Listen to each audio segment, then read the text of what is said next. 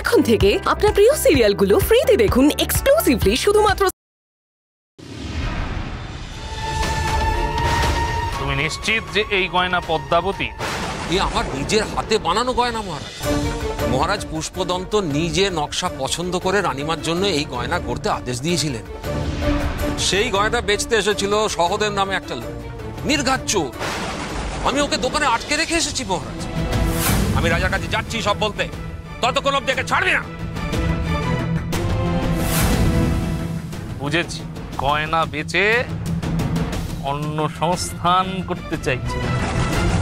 এত সোজা? ওদের আরেকটু খেলা।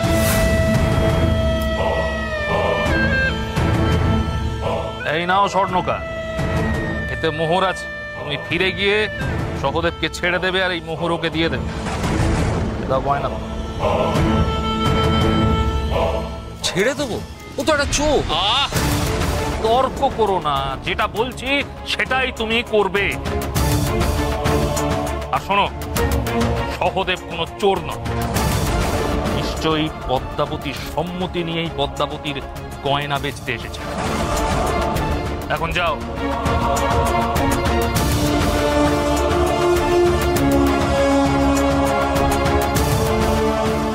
মহারাজ, অপরাধ নেবেন না, এতে তো ওদের সুবিধাই হবে। মোহর দিয়ে ওরা জিনিসপত্র কিনবে, ও তো তার অভাবই থাকবে না। এত সহজ? হ্যাঁ, তোমার যদি বুদ্ধি থাকতো তাহলে তুমি গুপ্তচর আর আমি রাজা হতাম। শোনো, এক্ষুনি তুমি হাটে গিয়ে নির্দেশ জারি করো, ওরা যত টাকাই দিক না কেন, যত দামই দিতে চাক না কেন, শীতলাদের কোনো খাবার, সবজি, কোনো জিনিস কেউ যেন বিক্রি না করে। কারণ ওরা এক ঘরে, আর ওদের যারা সাহায্য করবে তাদেরও এক ঘরে করে দেওয়া, তারাও শাস্তি ভোগ করবে। এইবারে দেখি ওই মোহর নিয়ে ওরা কি করে। শেষে ওই মোহর ওদের চিবিয়ে খেতে হবে।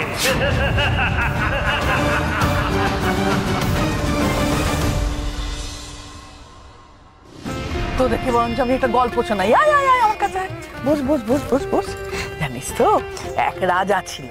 সেই রাজা আর সেই মস্ত, ওই তো সহদেব এসে গেছে।